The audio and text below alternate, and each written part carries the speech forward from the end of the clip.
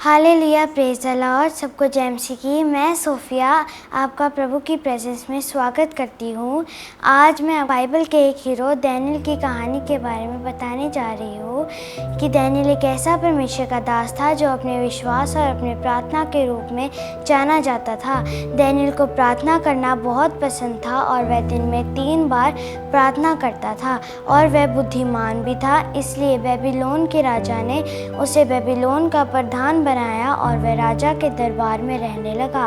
एक दिन राजा के दरबार में ऐसी आज्ञा निकली कि कोई भी मनुष्य 30 दिन तक अपने परमेश्वर से प्रार्थना नहीं करेगा, केवल राजा की ही विनती करेगा, और जो कोई भी प्रार्थना करेगा उसे शेरों की मान में डाल दिया जाएगा।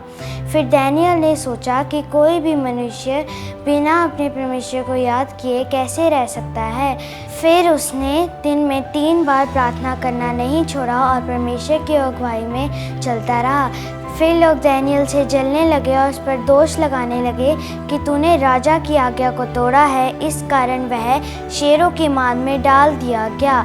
फिर डैनियल से कहा कि जिस परमेश्वर की तू उपासना करता है वही तुझे शेरों की मान से बचाए। फिर इस प्रकार परमेश्वर ने स्वर्गदूत भेजकर अपने दास डैनियल की रक्षा की और शेरों के मुंह को बंद कर दिया और उसकी कुछ हानि नहीं हुई, क्योंकि उसका जीवन प्रार्थना का जीवन था और परमेश्वर प्रार्थना करने वालों के पास रहता है और उनकी प्रार्थना को सुनता है।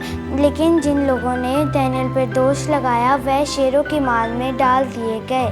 हमारे परमेश्वर कितने महान हैं। वह अपने बच्चों की हमेशा रक्षा करते हैं और उन्हें शेरों के मुंह से और हर विपत्ति से बचाते हैं। परमेश्वर कहते हैं, मैं ना तुझे छोड़ूंगा ना त्यागूंगा। इसलिए परमेश्वर के बच्चों को परमेश्वर के प्रति वफादार और प्रार्थना करने वाले होना चाहिए। हालेलुया। सो इस कहानी से हमें शिक्षा मिलती है कि प्रार्थना करना व्यर्थ नहीं है। सो बच्चों, हमें प्रार्थना करते रहना चाहिए। God bless you. हम फिर मिलेंगे एक नई कहानी के साथ।